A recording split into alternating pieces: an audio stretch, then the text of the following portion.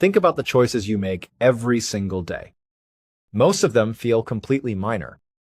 You choose what to eat for breakfast, which route to take to work, or whether to say hello to a stranger. You do not spend hours agonizing over these decisions because they seem totally harmless. But life has a very strange way of working. Sometimes, the smallest, most insignificant choice you make can set off a massive chain reaction. A single moment can ripple outward and completely reshape your entire future, or even the lives of millions of other people around the globe. Today, we are going to look at 3 incredible stories of real people who made simple choices that led to some of the most famous, unexpected turning points in modern history. And as you will see, none of them could have possibly guessed where their actions would lead. Our first story begins on a cold morning on the 17th of January, 1977. A 36-year-old man named Gary Gilmore was walking slowly across a yard towards an old abandoned canned food factory in Draper, Utah. He was not alone. In fact, Gary was surrounded by several heavily armed prison guards. The guards were tense. They kept their hands close to their weapons because they were terrified that Gary might try to make a run for it.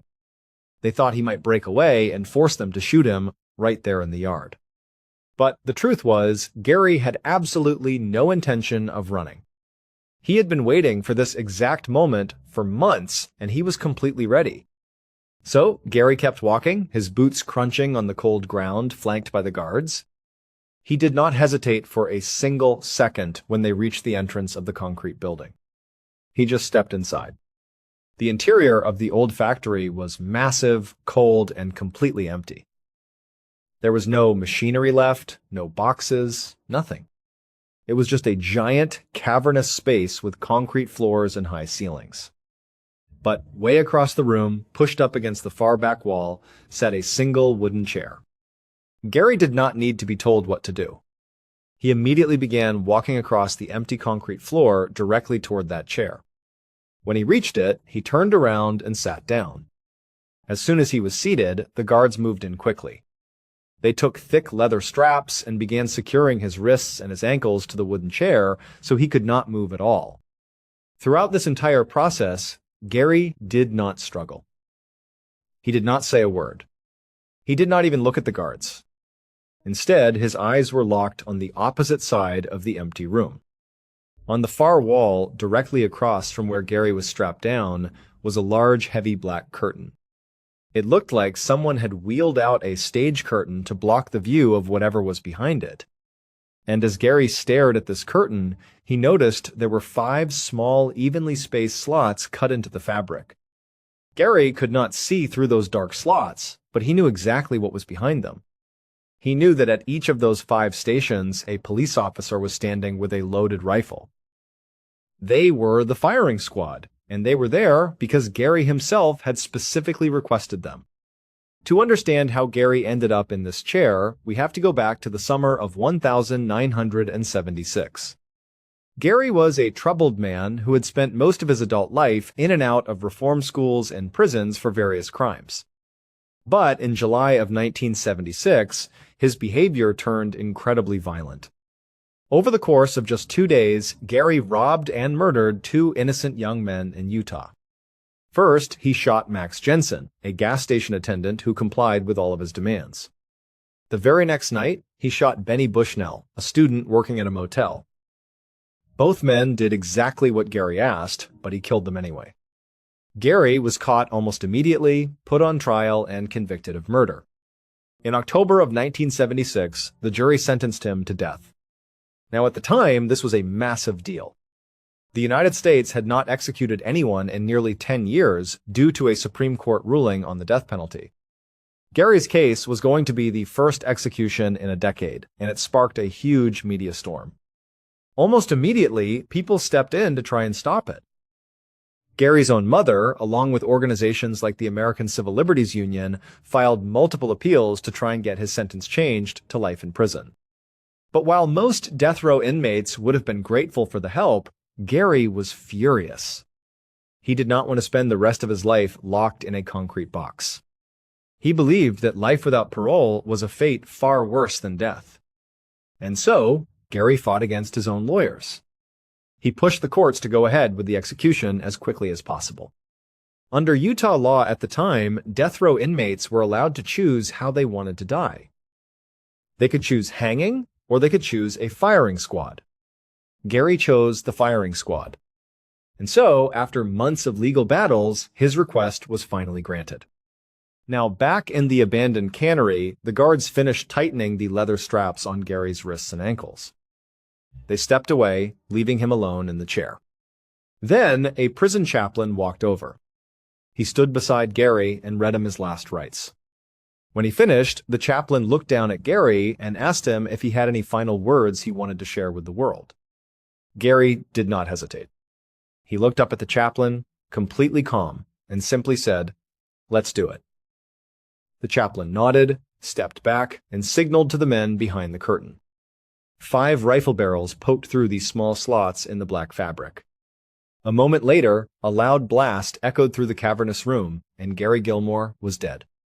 At this point, you might be wondering how this dark story has anything to do with a small choice changing the world. Well, we have to fast forward 10 years to the year 1987. In Portland, Oregon, a young marketing executive named Dan Whedon was sitting in a conference room at his advertising agency, Whedon and Kennedy. Dan and his team had recently signed a new client. It was a sports shoe company that had a lot of potential, but they were struggling. They were trying desperately to compete with Reebok, which was absolutely dominating the fitness market at the time. This shoe company had hired Dan to create a massive breakthrough marketing campaign that would help them stand out and become a household name. But the problem was, Dan and his team were completely stuck. For hours, they sat in that meeting room, tossing around different ideas and pitches. They wanted something that would connect with serious, hardcore athletes, but also with ordinary people who were just trying to get off the couch and go for a jog. Every idea they came up with felt flat. Nothing had that punch they needed. Dan was getting more and more frustrated as the hours ticked by. And then, completely out of nowhere, Dan had a sudden epiphany.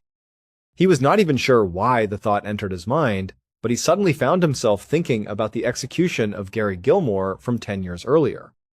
Like millions of other Americans, Dan had watched the news coverage of the execution back in 1977. And for some strange reason, as he sat in that frustrating meeting, he remembered the very last words Gary had spoken right before the rifles fired. Dan thought about the phrase, "Let's do it." It was incredibly simple. It was direct, and it possessed a strange, rugged determination.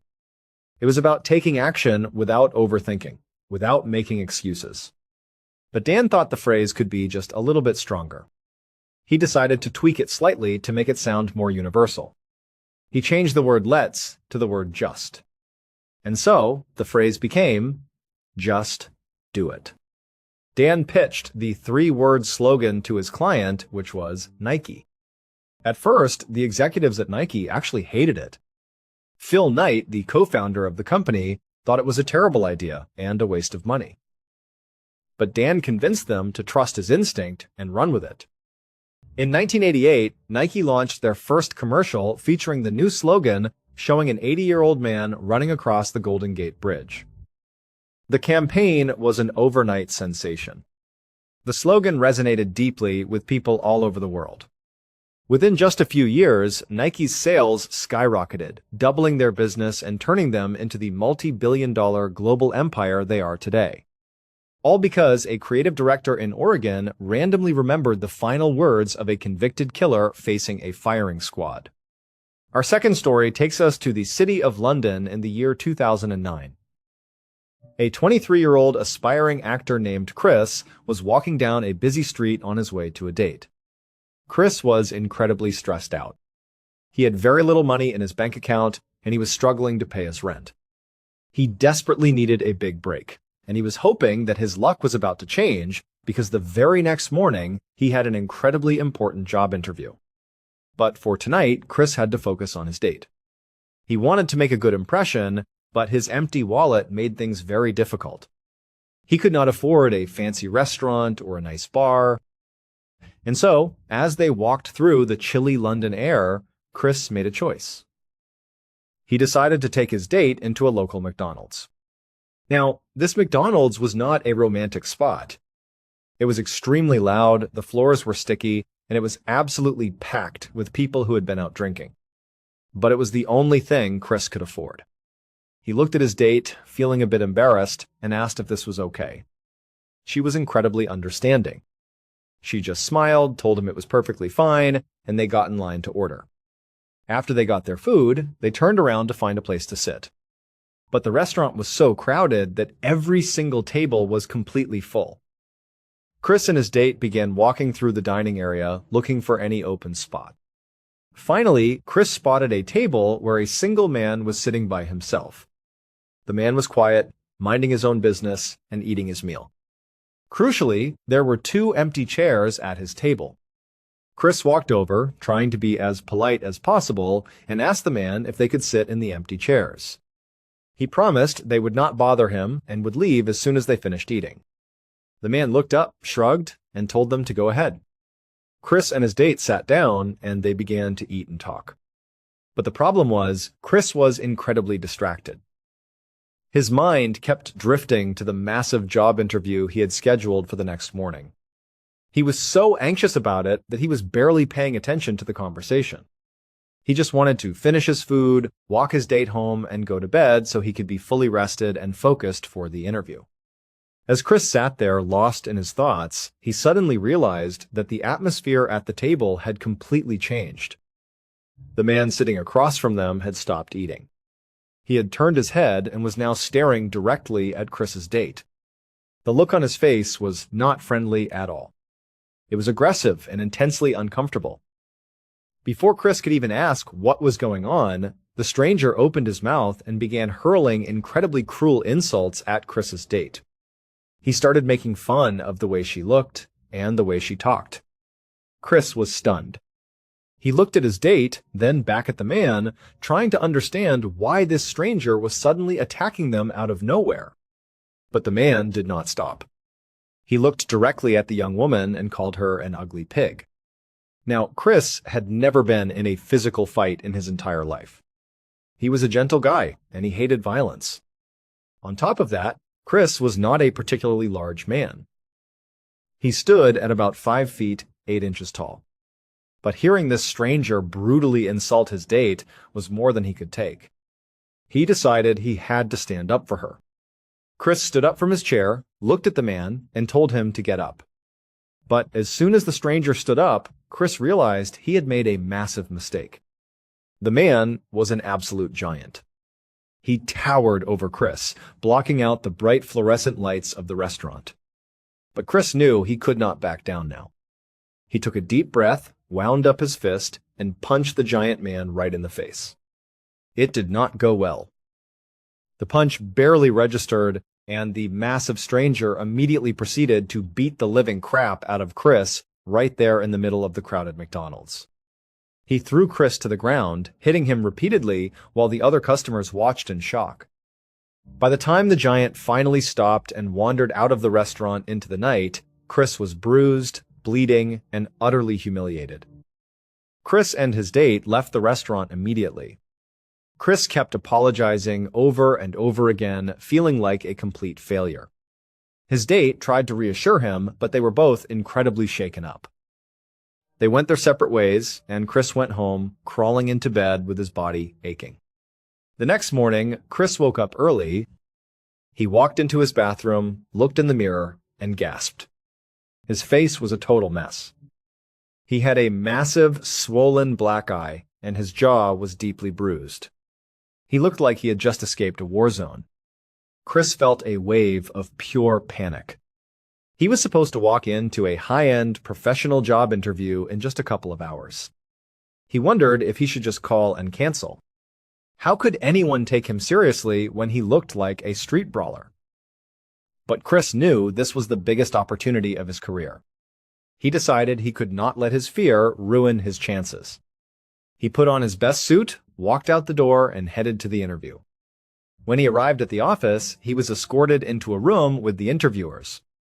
As soon as he walked in, he could feel their eyes lock onto his massive black eye. It was incredibly awkward. Nobody asked him about it, and Chris did not want to explain that he had gotten beaten up at a McDonald's the night before. He just tried to remain confident, deliver his lines, and ignore the physical pain in his face. By the end of the meeting, Chris was convinced he had completely blown it. He thanked them for their time and left the building, assuming he would never hear from them again. But a few days later, Chris received a phone call that would change his life forever. It turned out that the interviewers did not hate his black eye at all. In fact, they absolutely loved it. You see, the job Chris was interviewing for was not an office job. It was an audition for a starring role in a massive new fantasy television series. The character they were casting was a gritty, battle-hardened young warrior who constantly found himself in dangerous, violent situations. When Chris had walked into the room looking like he had just been in a real fistfight, the casting directors realized they did not need to use makeup to make him look tough. He looked completely authentic, rugged, and real. They offered Chris the role on the spot. That television show was Game of Thrones, and Chris was cast as the legendary character Jon Snow. Today, the world knows him by his stage name, Kit Harington. He went from being a broke, young actor who could barely afford a cheap meal to a global superstar nominated for multiple Emmy and Globe Awards. All because he made the brave, impulsive choice to stand up to a giant in a London McDonald's. Our third story takes us back to the year 1925, to the campus of Dartmouth College in New Hampshire. A 21-year-old college senior named Ted was sitting inside his dorm room surrounded by his closest friends. The group had managed to get their hands on a bottle of gin, and they were busy pouring drinks and celebrating.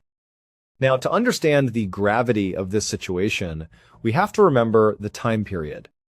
In 1925, the United States was in the middle of Prohibition.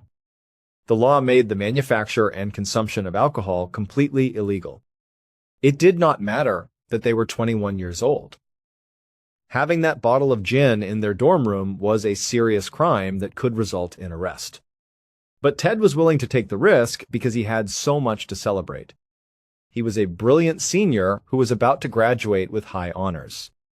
More importantly, he had just been named the editor-in-chief of Dartmouth's humor magazine, The Jack-O-Lantern.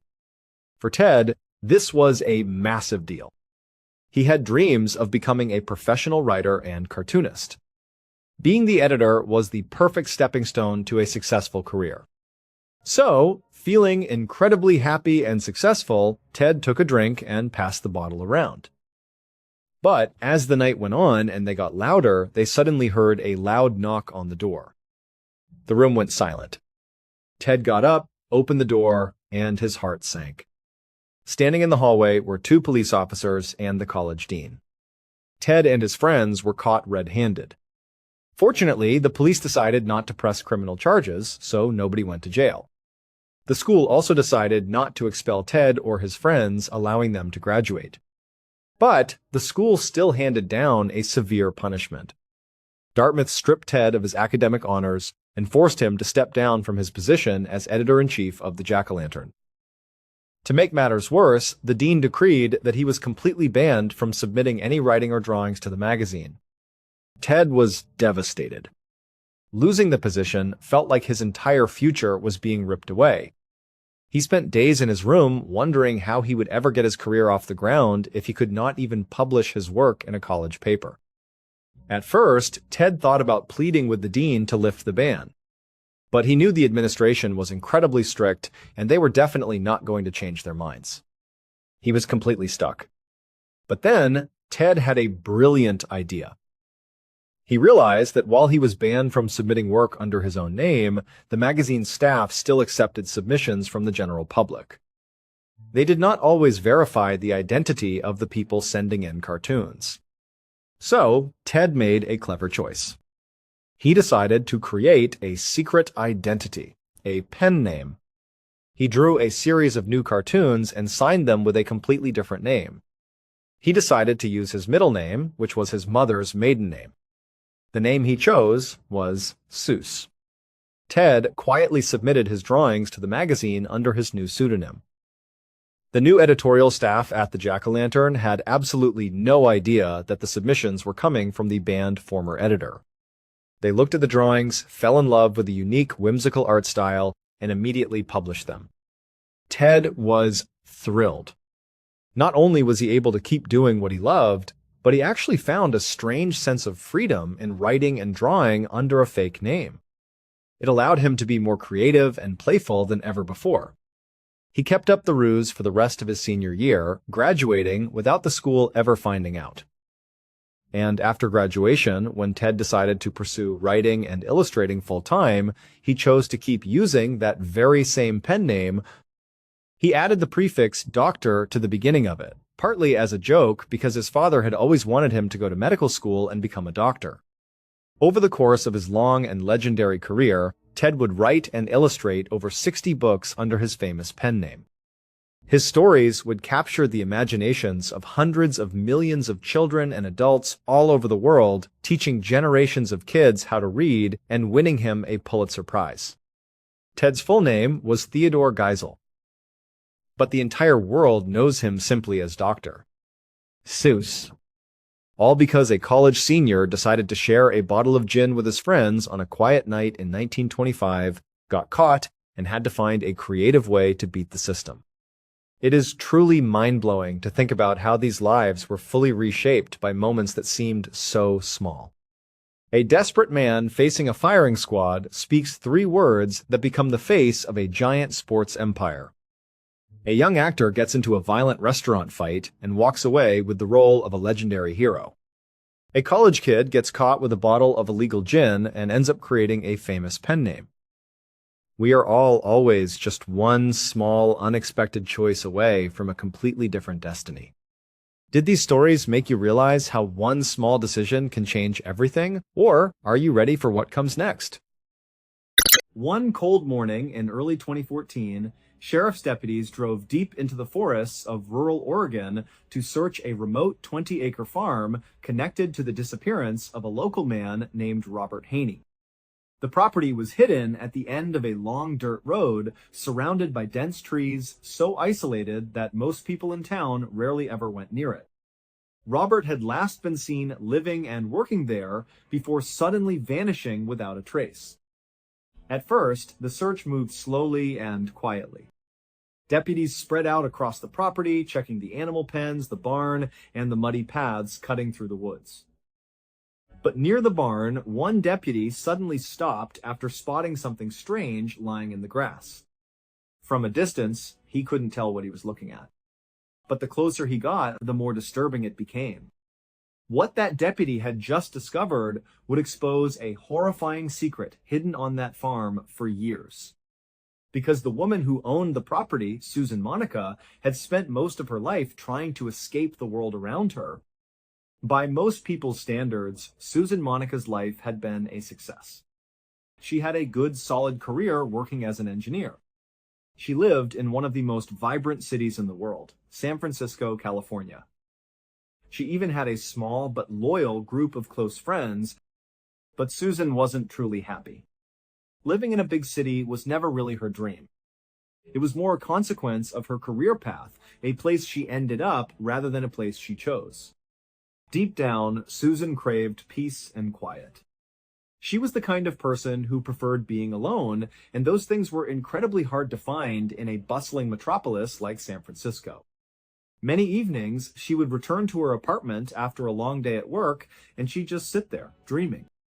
She dreamed of escaping the city, of buying a piece of land somewhere remote and living completely off the grid. She imagined raising her own food, being totally self-sufficient, and most importantly, being far away from everyone else. And then one day, in 1991, Susan decided to stop dreaming and start doing. She was 43 years old, and she made her dream a reality.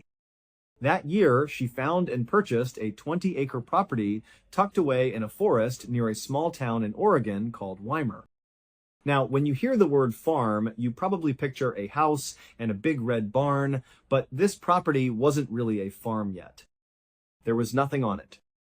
There was no house for Susan to live in.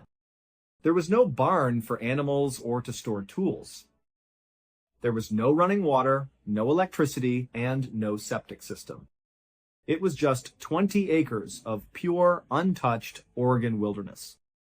But for Susan, it was absolutely perfect. The location guaranteed her the solitude she craved, and she actually liked the idea of having to build her own farm from the ground up. She was an engineer, after all. She knew how to construct buildings safely and efficiently. And she was a strong, sturdy woman who wasn't afraid of hard physical labor. So, when Susan finally packed up her life in San Francisco and arrived in Weimar, she drove her car up the winding dirt road through the dense forest and stopped in front of her land. As she looked out at the vast, rugged landscape, she felt a rush of excitement. Even though it was just empty land, it already felt like home. Over the next several months, Susan put her skills to work. She poured her energy into transforming that empty patch of wilderness. She designed and built a large barn. She constructed a small, simple shack for herself to live in. She put up fences and built a few animal pens for the livestock she planned to raise. Slowly but surely, her vision was coming to life. But after the main structures were built, Susan came to a tough realization. Building the farm was one thing, but maintaining it was a whole different challenge. The day-to-day work was relentless. Every single day, she had to get up and do all the chores, feed the animals, and work on the countless other projects she had planned. It was physically exhausting, and she was doing it all by herself. So, not long after her farm was up and running, Susan had to accept that as much as she wanted to be totally alone out there, she couldn't do it.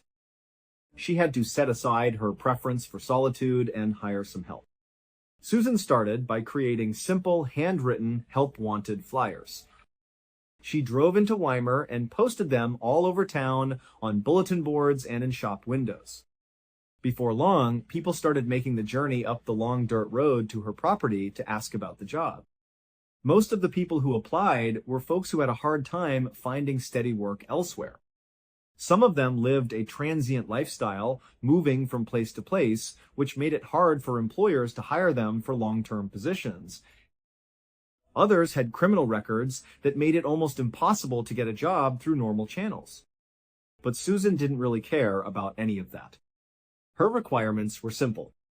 She just wanted people who would work hard, show up on time, and respect the peaceful, quiet atmosphere she was trying to create on her farm. The basic understanding was, you do your work and you leave me alone. Over the next 2 decades, Susan found dozens, if not hundreds of people who fit that description perfectly. Most of her workers only stayed for a short time, maybe a few weeks or a couple of months, before moving on to whatever was next for them. A few stuck around for a bit longer, but eventually all of Susan's workers rotated out pretty quickly. And whenever someone left, Susan would just go back into town, put up some more help-wanted flyers, and the cycle would begin again. In all the 20 years she had been hiring these temporary workers, once they left her farm, Susan never heard from them again. They just disappeared back into the world. But that was about to change. On the 1st of January 2014, Susan, who was now 66 years old, was outside her shack, probably getting ready to start her morning chores. She happened to look up and saw a car coming up her long private road. This was a highly unusual event. Remember, she lived in the middle of nowhere specifically to avoid people. Unannounced visitors were practically unheard of. So, Susan watched intently as the car approached and pulled into her driveway. 3 young people got out. It was 2 young men and 1 young woman. Before Susan could even say anything, before she could ask who they were or what they wanted, they started explaining. They told her they were looking for their father, a man named Robert Haney. They said that at one point he had told them he was working on Susan's farm. The deal was he'd do odd jobs in exchange for a little cash, and Susan was also letting him park his camper on her property so he had a place to live. The kids explained that their father always checked in with them at least once every couple of months. But a very long time had passed, and they hadn't heard a single word from him. Since he didn't own a cell phone and didn't have a permanent address, they had no other way of getting in touch with him. So, they had decided to come out looking for him themselves just to make sure he was okay. They asked Susan, "Do you remember our dad, Robert? And if you do you have any idea where he might be?" The whole situation was surprising for Susan. Just having visitors was jarring enough. But when she heard them say their dad's name, Robert Haney, she knew exactly who they were talking about. Susan told them that yes, she remembered their father. She had hired him the previous spring to help her build a new structure on the farm. She explained that at first, Robert was great to have around. He was a hard worker, he mostly kept to himself, and he had a really friendly dog that she liked. But then, she told them, in August of the previous year, about 5 months into his employment, Robert completely changed. He started drinking very heavily. He wasn't really working much anymore. He would spend most of the day just ranting and raving outside of his camper. He was obsessed with getting revenge on someone.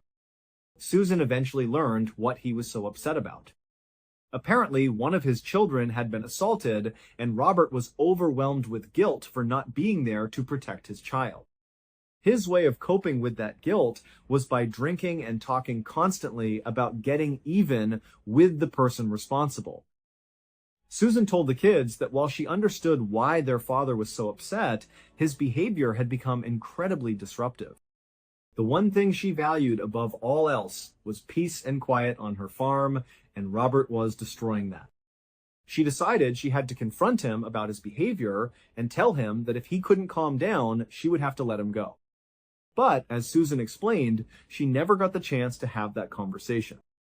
Because one day, Robert just walked right up to her shack. He handed her an envelope full of cash and asked her if she would mind looking after his dog for a while. Susan was so taken aback by this sudden change in his demeanor and this strange request that she just took the envelope and said, "Okay, I'll look after your dog." Robert nodded, said thank you, and then turned and walked away. A few moments later, as Susan stood there holding the envelope, she saw Robert climbing into a white car that had just pulled up at the end of her driveway. She didn't recognize the car and had no idea who was driving it. Then the car turned around and drove off down the road, out of sight. Susan told the kids that this had happened back in September, about 4 months ago. Since that day, she hadn't seen or heard from him at all, even though she still had his dog. She also told them that a lot of Robert's belongings were still inside his camper. Susan then led the kids over to the part of her property where Robert's camper was parked. When they stepped inside, they saw that she was right. All of their father's things were scattered around, just as if he had only stepped out for a moment. But one item immediately caught their attention: their father's tool belt. They knew their dad was a traveling handyman. That tool belt was essential to how he made a living. So it raised a very serious question. Why would he leave his most important possession behind if he knew he was going to be gone for months? It just didn't make any sense. After looking through the camper, the kids thanked Susan for her time and asked her to please get in touch if she heard anything at all about their dad. She promised she would. Then the three of them got back in their car. But instead of heading home, they began driving south towards the Jackson County Sheriff's Office. When they arrived, they went inside and asked to file a missing person report for their father. They quickly learned, however, that finding him was going to be extremely difficult. Their dad lived a transient lifestyle with no cell phone, no permanent address, nothing that could be easily traced. But the investigators did agree with Robert's children that his disappearance was very concerning. The last known information about him was that he was drinking heavily and talking about getting revenge on his child's attacker. The sheriff and his deputies were worried that Robert might have actually done it. He could have gone out and seriously hurt or even killed someone and was now in hiding to avoid being caught. So they asked Robert's kids to think hard. Was there anything at all, any little detail that could possibly help them track him down? After a moment, one of the kids had an idea. What about my dad's EBT card? EBT cards, or electronic benefit transfer cards, are basically like debit cards that are used for state welfare services. People use them to buy essentials like groceries. And most importantly, every transaction is electronically recorded and traceable. It was a long shot, but it was the only lead they had. A few days later, the trace results for Robert's EBT card came back. The investigators saw that the card had been used just 1 month earlier at a Walmart located about a 30-minute drive southwest of Susan's farm. Now, this trace didn't tell them where Robert was at that exact moment or what condition he was in, but it was something. With no other leads to go on, they decided their next move was to go to that Walmart and see what they could find out. When they got there, the investigators were led into a back room where they could review the security camera footage from the previous month, from the day the EBT card was used. They settled in for a long session, carefully watching hours and hours of footage, looking for any sign of Robert Haney, but they never saw him. Not once. They did, however, see someone they recognized. In a moment that changed everything, they saw Susan Monica on camera. And unbelievably, she was the one using Robert Haney's EBT card. This was obviously incredibly suspicious. Right away, the investigators left the Walmart, drove back to their office, and immediately began the process of getting a search warrant for Susan Monica's farm. A few days later, on January 10th, the sheriff and a team of deputies arrived at the property. As their vehicles pulled up the long driveway, Susan came out of her shack to greet them. When she asked what was going on, they told her they were there to search her property in connection with Robert Haney's disappearance.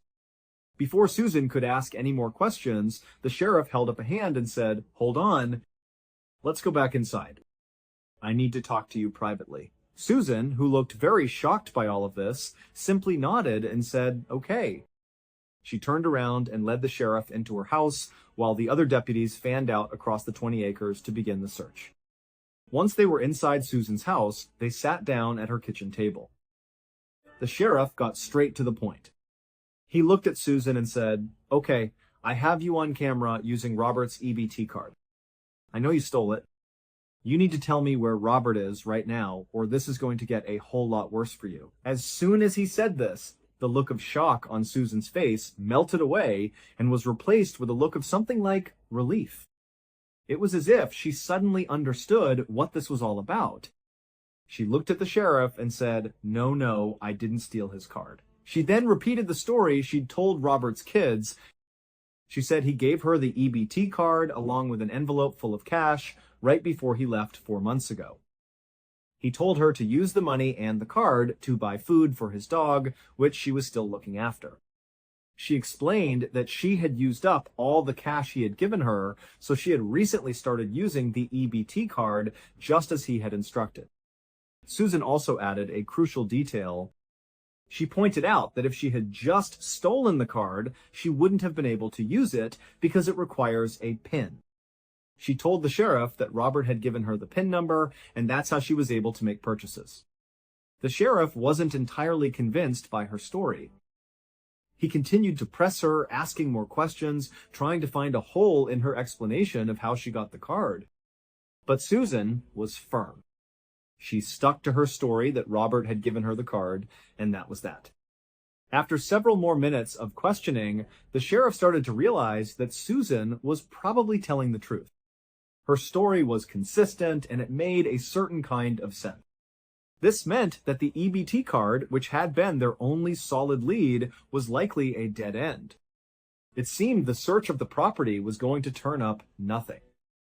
But just as the sheriff was getting up from the table, ready to call off the search and leave, one of his deputies from outside came running into the kitchen. Without saying a word to Susan, the deputy leaned down and whispered something urgently into the sheriff's ear. As the sheriff listened, his face twisted into an expression of disbelief and disgust. After the deputy straightened up and left the kitchen, the sheriff took a deep breath. He turned and looked at Susan with a completely different expression.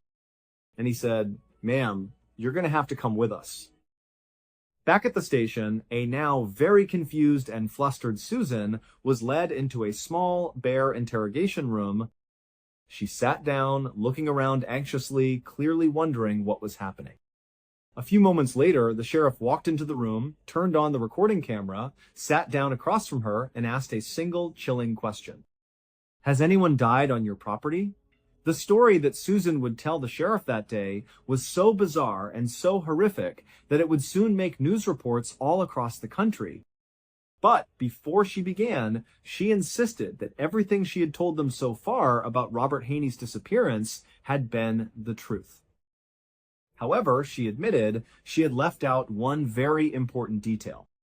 She claimed that after Robert handed her the envelope and the EBT card, and after he got into that stranger's car and drove away, he had, at some point, come back to her farm.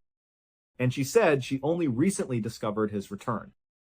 According to Susan, one morning she got up and went outside to feed her animals, just like any other day. But as she approached the pig pen, she saw that all the pigs, who would normally be lazy and lounging around at that time, were all on their feet. They were gathered together in one corner of the pen, and they had formed a tight circle around something on the ground, as if they were all trying to get a look at it. Susan said this was totally out of character for them, so she knew something was wrong. She dropped the food she was carrying and rushed over to the fence. She climbed into the pig pen, and as she got closer to the huddle of pigs, she realized they weren't just looking at something on the ground. They were eating something on the ground. So Susan pushed her way into the ring of pigs, pulling them aside one by one. And there, in the middle of them, on the muddy ground, was Robert. He was lying on his back. His insides had been torn out. It looked like the pigs were disemboweling him. And the most shocking part, Susan claimed, was that Robert was still alive. She could see him moving his arm and hear him groaning. Susan said she tried to pull the pigs off of him, but they were in a feeding frenzy. They kept coming back, aggressively continuing to eat him. She said she thought about trying to lift him up and move him to safety, but he was practically torn in two. She felt that trying to move him would have killed him anyway. So, Susan said, she did what she thought was the right thing to do at that moment. She left the pig pen, ran to the barn, and grabbed a shotgun. Then she ran back to the pen, raised the weapon, and fired it into Robert. Susan insisted to the sheriff that this was purely an act of mercy. She was just ending his suffering. After Robert was dead, Susan said she just left his body in the pig pen. 3 days later, she went back into the pen with some bags and collected what little was left of Robert that the pigs hadn't eaten. Then, she said, she took those bags of remains and just tossed them onto a trash pile inside her barn. But there was a problem with her story. The remains hadn't stayed in the barn. The thing that the deputy had whispered into the sheriff's ear back in Susan's kitchen was, "Sir, we found a leg outside. It was Robert's leg." And it wasn't found in the barn on a trash pile. It was found out in the open, in the middle of her property.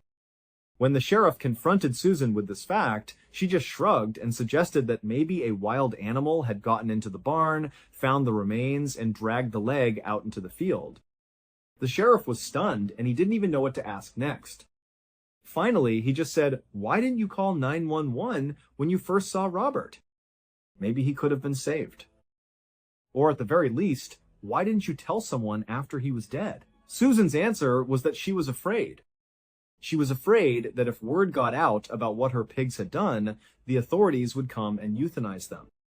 She said she would lose a major source of her income because she sold her pig's meat in town. And even if they weren't euthanized, she was worried that no one in town would want to buy her meat after learning that her pigs attacked and ate people. Susan told the sheriff exactly where in the barn he could find the bags containing the rest of Robert's remains.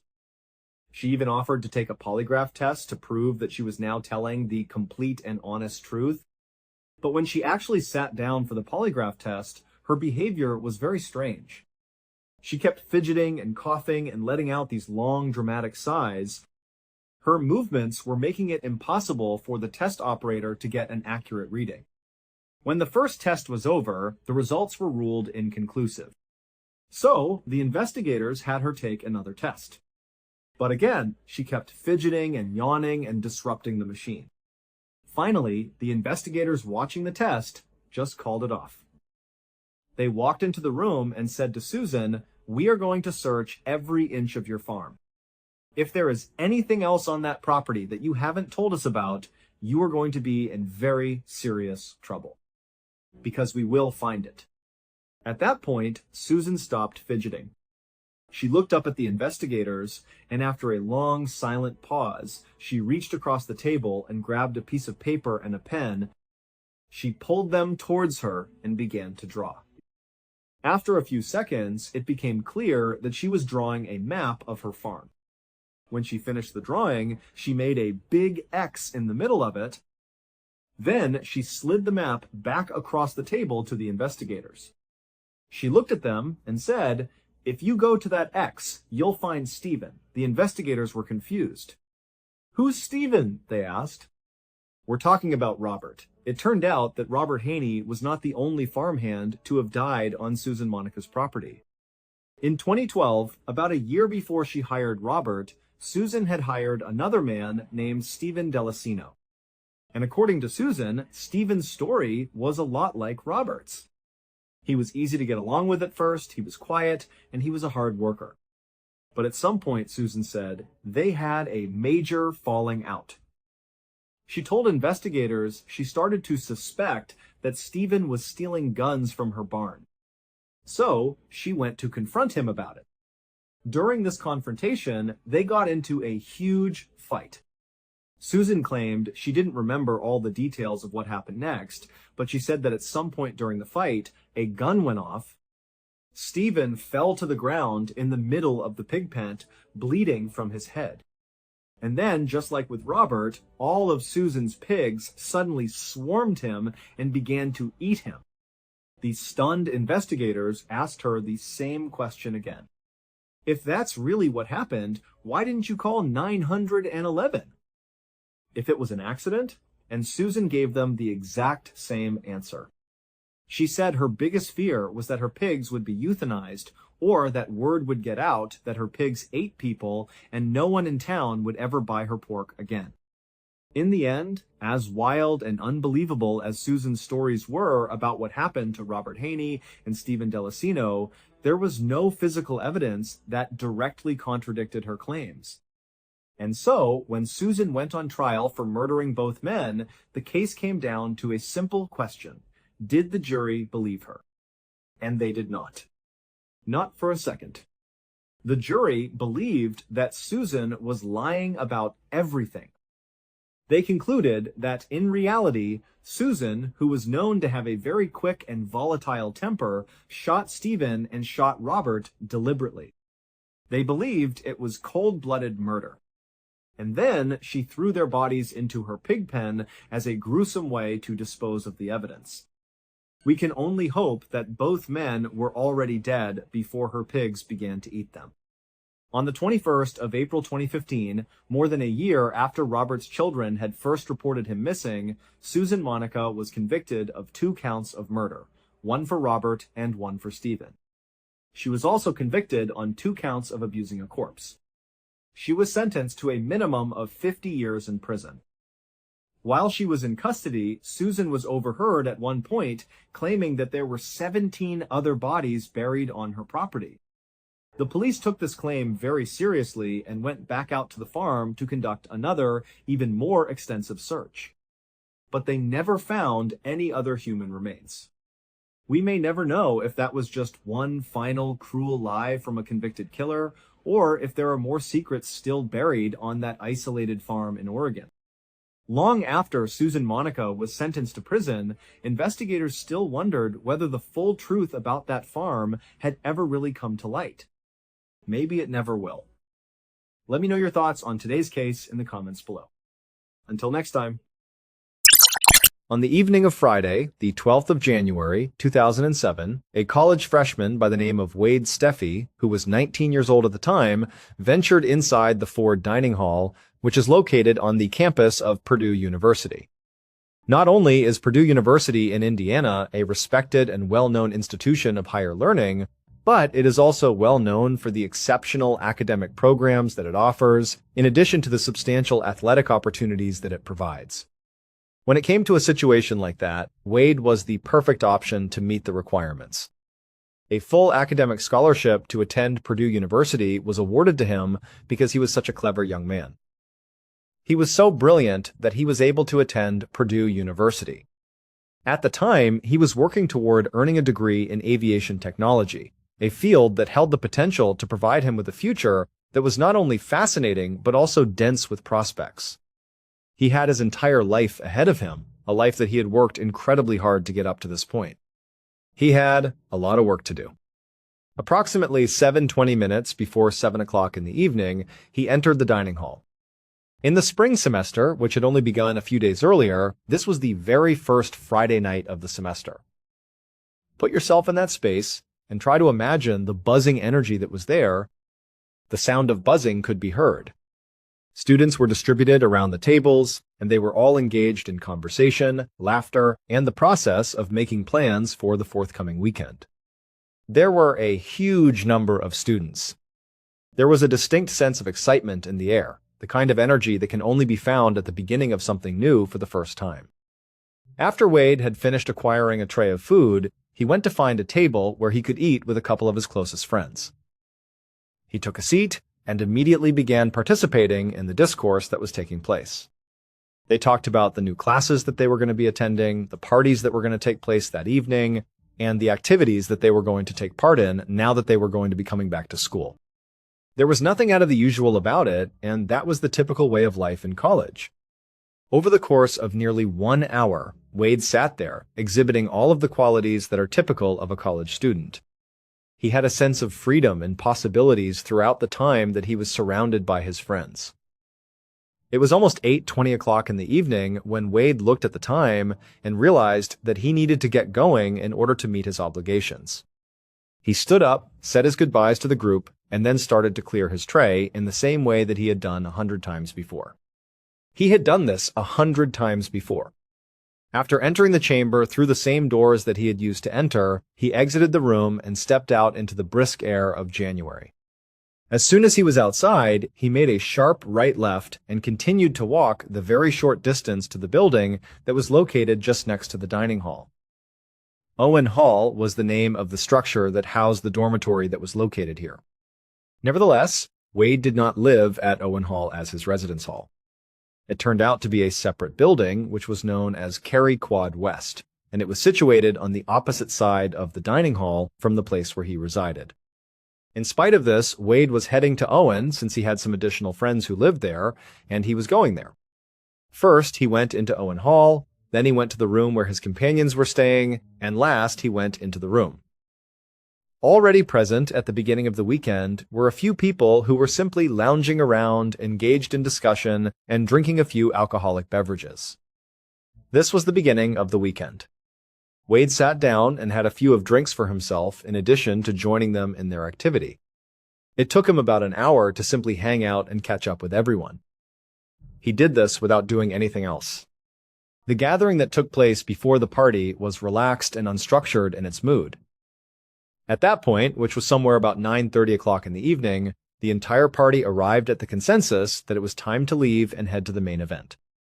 In the direction of a major party that was being held at one of the organizations on campus, they left Owen Hall together and started walking approximately half a mile to the west, away from the core section of the school. They were heading in the direction of the party. For a considerable amount of time, Wade remained present at the fraternity celebration.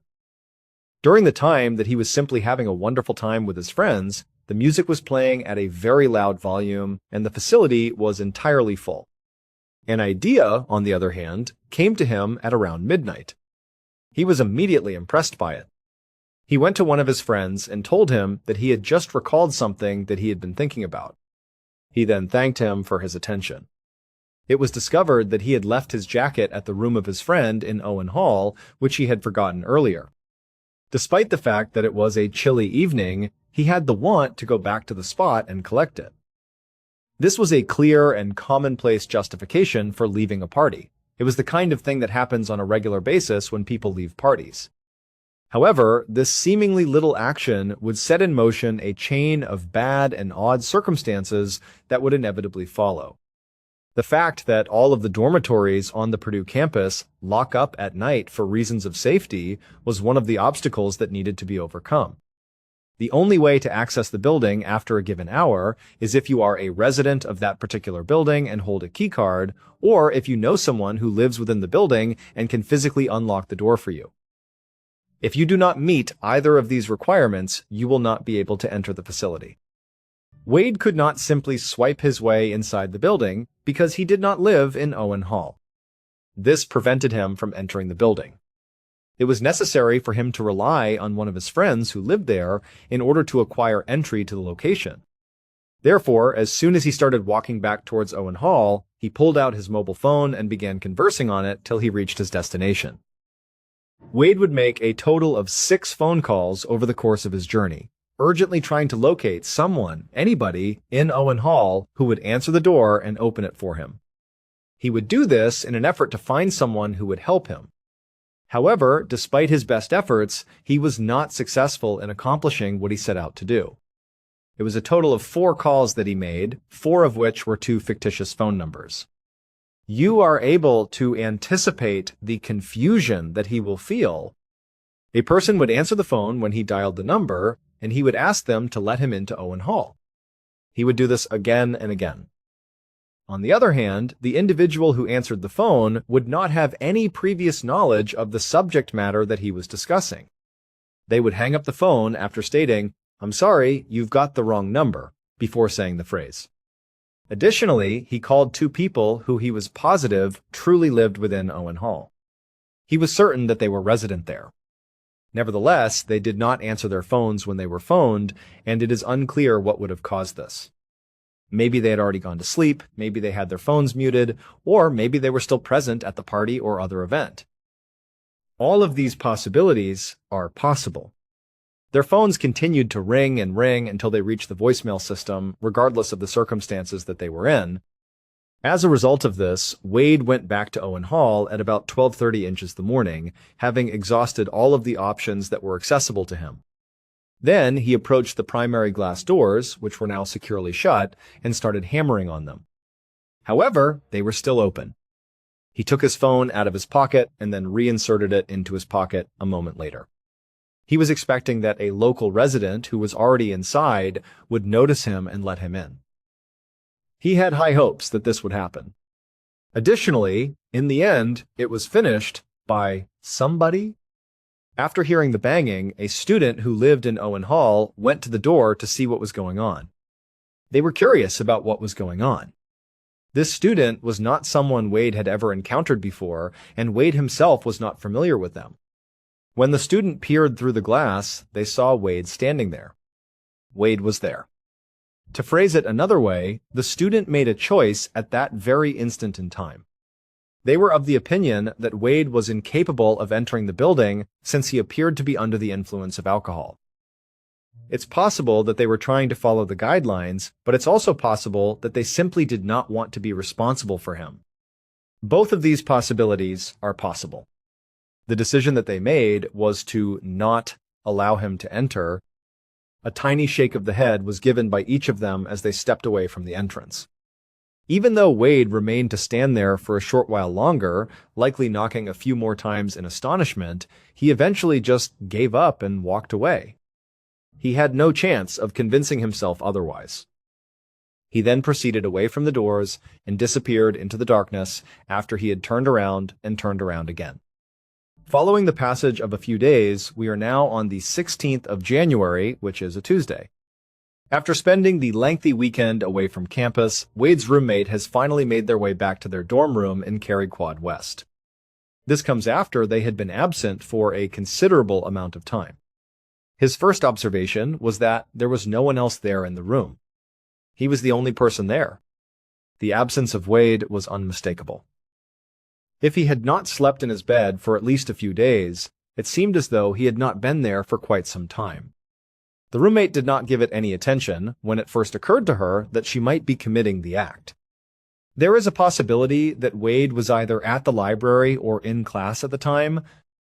Nevertheless, as the hours passed and there was still no trace of him, a microscopic seed of anxiety began to become more and more obvious. This concern was growing in intensity. He attempted to contact Wade by calling him and sending him texts, but he did not encounter any reaction from him. There was no response to any of the texts that were sent, and all of the calls were forwarded to the voicemail system. The roommate's level of concern escalated, and she started asking other people on their floor whether or not they had seen Wade. She was concerned that Wade might have been hiding elsewhere. The reaction was consistent throughout the entire process. He had not been seen by anyone since Friday night, when he was last spotted. At this time, the anxiety had evolved into a legitimate alarm that needed to be addressed. After much deliberation, the roommate took the decision to communicate with Wade's family in the expectation that they would be aware of his whereabouts. There was a possibility that he had made the choice to spend the weekend at home without alerting anyone before making the decision. The moment he did eventually get the chance to talk to them, however, his heart sank. There was not a single member of Wade's family who was aware of his whereabouts. They were looking forward to hearing from him rather than hearing about him from other people. At the end of the day, the issue was glaringly obvious to everyone who was paying attention. After investigation, it was found that Wade Steffi had disappeared. This information was communicated to the authorities, and they immediately began working to address the matter. One of the first things that they did was contact Wade's mobile phone operator to inquire about the possibilities of tracking his phone. This was one of the first things that they began doing. It was possible for the provider to receive a signal from it while it was in operation. The fact that the phone was being utilized was a development that held a favorable significance. Unfortunately, the location was extremely vague, which was a turn of events that was not to be expected. But the one thing that they were able to prove was that Wade's mobile phone continued to be located somewhere on the enormous Purdue campus. This was the only thing that they were able to verify. Any place could have been the venue of the event. The evening of that day, a comprehensive search that included the entire campus was undertaken. I applaud the effort that you put forth in this matter. A significant number of law enforcement officials and volunteers carried out a comprehensive search that covered the entirety of the grounds of the university. The school's equestrian club, which consisted of pupils exploring the nearby fields and woodlands while mounted on horses, was also responsible for giving their involvement. They looked in every potential site where a person could be, they searched inside buildings, they searched in green locations, and they looked in every imaginable position. To the contrary, despite the enormous search effort that would continue for a number of weeks, very little was found. This was the case despite the fact that the search would continue. In order to establish Wade's existence, they would only find a single pair of his shoes when they searched for him. After only a little over 4 days after the beginning of the search, the shoe was found once more on the 20th of January. It was built in a location that was right outside of an exterior entry that went into a maintenance room for Owen Hall, which was situated inside the structure. This was a vital opportunity for the case to be broken, and it was taken advantage of. Owen Hall was the very last location that Wade attempted to access, and it was the site that he was unsuccessful. It appeared as though the discovery of his shoe just there was evidence that he had been in that particular location. Once they arrived, the detectives immediately concentrated their attention on the maintenance room as the first area they found themselves. Once they had opened the door, they began to conduct a thorough check of the area immediately surrounding it. Wade, on the other hand, was not even present. In spite of the fact that the area was nothing more than a utility compartment, there was no evidence to suggest that he had ever been inside. Despite the fact that the shoe was a clue, an impasse was reached as a result of the hint that led to the shoe. There seems to be no end to the weeks. Although the investigation continued, there was a growing sense of pessimism about the outcome. Following over a month of searching, the official search was finally called off. During that period, there were no fresh leads discovered, and Wade was nowhere to be seen. Finally, the search was called off. The fact that Wade's family and friends were in the dark about his death caused them to suffer in great sorrow. Recently, his disappearance had taken place on a college campus that was teeming with activity. After Wade had been reported missing for nearly 2 months, the inquiry took an unusual and unexpected turn on March 19, which was approximately 2 months later. The event took place on the 19th of March. One of the employees working in the maintenance department was carrying out his daily duties in the laundry room that was situated in the basement of Owen Hall. While he was working, he became aware of an odd sound that was coming over.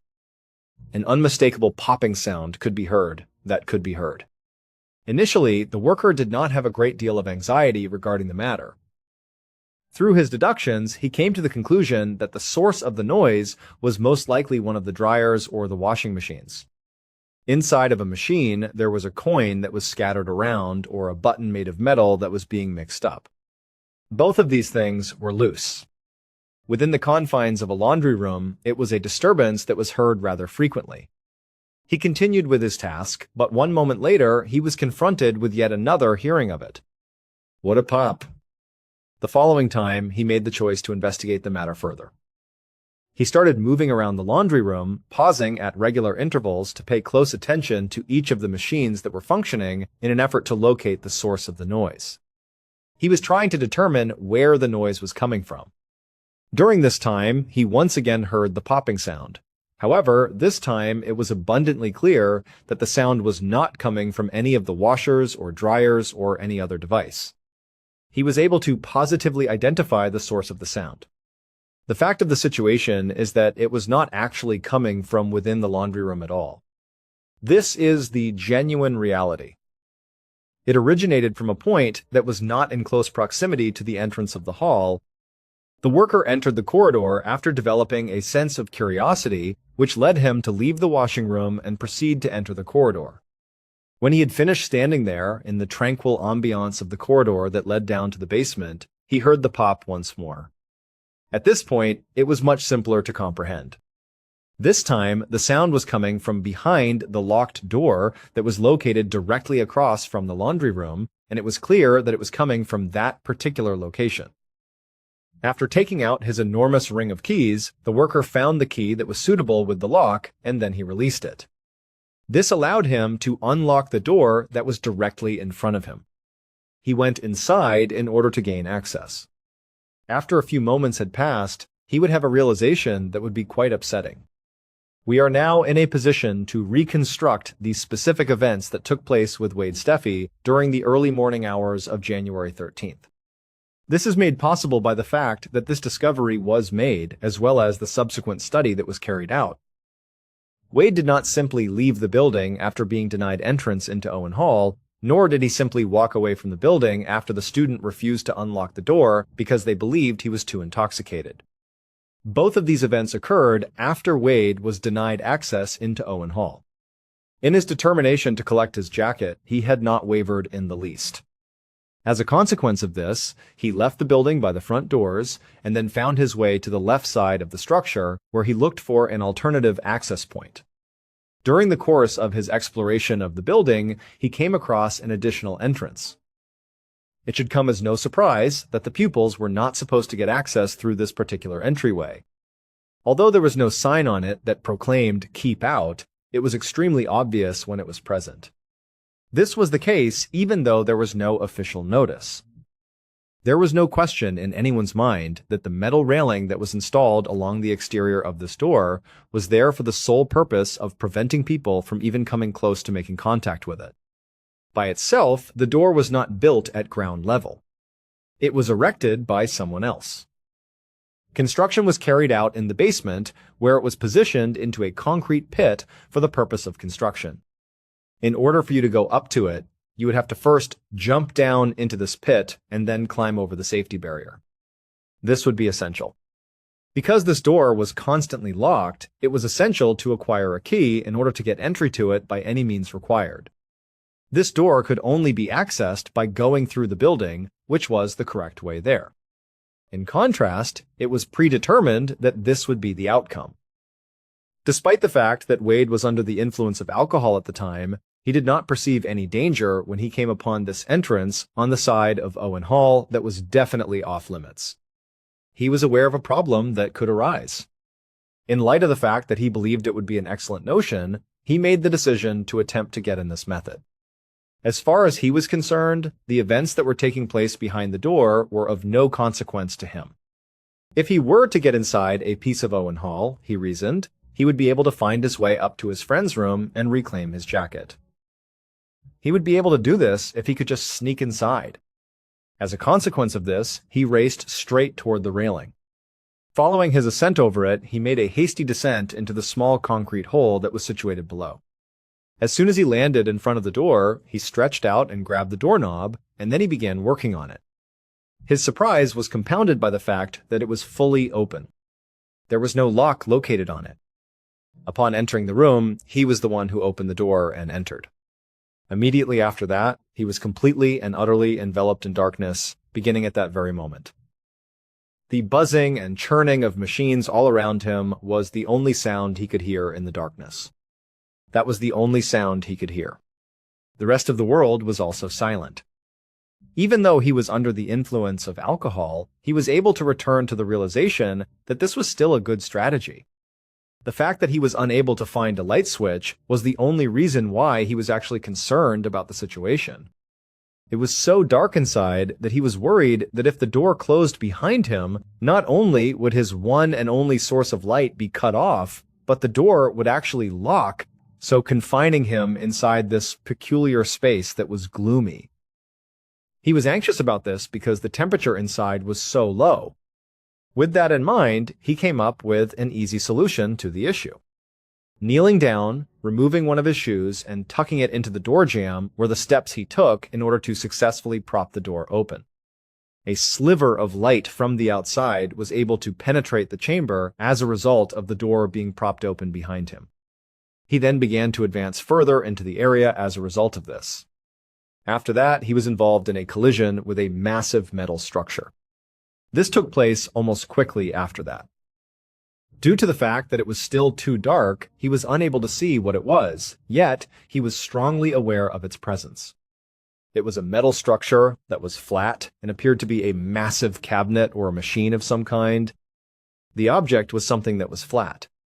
Upon hearing the buzzing and whirring sound, he was able to discover that it was one of the machines that was responsible for making the sound. Recently, he came to the conclusion that he would make an effort to walk around everything.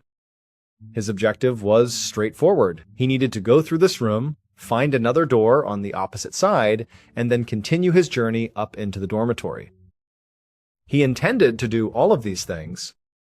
Wade moved his hand all the way along the edge of the machine as he began to go toward the left side of the machine. He was under the assumption that the machine had to stop working at some point in order for him to be able to go around it. This machine, on the other hand, turned out to be exceedingly enormous and incredibly wide from the beginning. When he eventually reached the left edge of it, he was so close to the wall of the room that he was almost touching it. He was in such close proximity to the wall. Upon his arrival, he became aware of the fact that the space that existed between the side of the machine and the wall of the chamber was only slightly larger than what would allow a human to pass through. This realization came to him almost immediately. If he turned his body to the side, there is a chance that he possesses the ability to make it. Despite the fact that he was not sure of the precise distance that this odd gadget traveled back into the room, he was of the opinion that it was a good idea. In order to accomplish this, he arranged himself in such a way that his chest was facing the machine and his back was against the wall of the room. The next thing he did was begin the process of forcing himself into the limited space within the room. He was holding his hands up in a manner that was comparable to protecting his face and neck from whatever was in front of him while he was slowly making his way through. He was doing this while he was slowly making his way through. A further point to consider is that at some point in time, while he was strolling by himself, he began to trip. This tight space between the machine and the wall saved him from actually falling. Yet, for a split second, he reflexively stretched out with his hands to support himself on the machine that was directly in front of him. He was essentially trapped into this narrow area between the machine and the wall. Moreover, his left ring finger was able to fit into a very small hole on the face of the machine, which was around 2 inches deep. This was a very fortunate occurrence. This terrible accident was brought about by nothing more than random occurrence. In the room that Wade was presently using for himself, the name of the room was an electrical vault. Additionally, it was outfitted with 6 large transformers that were of a high power. The machine that his finger had just become stuck inside of was one of the machines that he pointed to. What you saw was the machine. These 6 transformers were tasked with the obligation of transforming the extremely high voltage that they acquired from the major power grid into a lesser voltage that could be employed. This was the responsibility that they were tasked with. After that, this voltage was dispersed throughout Owen Hall in order to supply electricity to the lights, outlets, and everything else that was located throughout the building. Even though the majority of the exterior of these transformers had been covered with protective materials in order to lessen the likelihood of electrocution, there were still a few locations of these devices in which there was just nothing that could be done to prevent electrocution from occurring. It was quite likely that they would get electrocuted, which was a possible risk that they posed. When working with it, you needed to exercise extra caution since the hole that Wade's finger had just fallen into was 2 inches deep. This was one of those parts that required you to be extra careful. At the back of that particular hole, there was an exposed electrical conductor that was located. As soon as the tip of his finger made contact with that conductor, a rush of electricity ranging from 2,000 to 4,000 volts was shot into his body. For the purpose of providing a point of comparison, the electric chair is frequently utilized for the purpose of executing individuals, and the voltage that is typically utilized to electrocute them is 2,000 volts. It is widely believed that Wade passed away instantly. However, his body did not just fall to the ground as he died away because he was crushed up against the wall and the transformer in such a way that it was so closely packed together. This caused his body to be pressed up against both of these objects. But he proceeded to keep himself in a position that was just partially upright, with his finger still stuck inside that hole. He did this for a considerable amount of time. From that moment forward, his body continued to be electrocuted at every single second of every single day for the coming 2 months. This occurred until the month of February. At some point during the month of March, Wade's body fluids started to drain out of him, which caused the electrical current that was being pumped into him to shift its path despite the fact that it had been flowing in the other direction since the beginning of the month. A sound that sounded like it was cracking or arcing could be heard emanating from beyond his body and into the base of the earth. When the maintenance worker heard the popping sound coming from the laundry room, he knew it was originating from there. Specifically, it was the sound of the electrical current making contact with the ground. One of the only other entrances that led into the electrical vault was the door that the maintenance guy opened in order to investigate the sound. This was the only other entry that led into the vault. Nevertheless, the door that Wade had used to enter the facility was the door that led to the exterior of the structure. Upon opening the door to the interior and taking a quick look inside, the worker did not first observe Wade. He did not even notice him at first. On the other side, he had the unpleasant experience of smelling something that was rather strange. Because of this, he proceeded to advance further into the area and navigate his way around the various pieces of equipment that were there. It was at that very moment when he became aware of Wade's lifeless carcass. The shoe that Wade was wearing had at some point in time escaped from the door jamb when it was discovered by the police earlier on January 26. Wade was wearing the shoe at the time. At the time that it was found, it was no longer doing its job of keeping the door to the outside open. Within that pit area, it was just sitting there, and the door that led to the outside compartment was shut and secured. When the shoe was found, the law enforcement officers did in fact go into the electrical vault to retrieve the shoe. They did not, on the other hand, enter through the entrance that was located off the street. They navigated their way around and approached the internal entry that was identical to the one that the maintenance worker will use in the future. The laundry house was located just across the hall from this door, which was the one that was in question. And when they opened it, all they did was look into the room from the entrance, but they did not actually go inside. They did not walk all the way into the room when they entered it with their feet. During the process of shining their flashlights around the area, they became aware of the transformers and identified them. Wade's name was called out during this time. This was due to the fact that they were standing in the doorway, which prevented them from seeing him from their vantage point. It was impossible to see his body because of the large transformer that he was packed behind. This made it tough to recognize him. Consequently, this was the reason why they had previously indicated that Wade had not been present in that room throughout the entire time. The error was a bad one that was brought about by an angle that was just impossible to achieve. In the end, the investigation came to the realization that the door that connects to the exterior of the electrical vault was intended to be entirely secured at all times. This was the overall conclusion that was reached.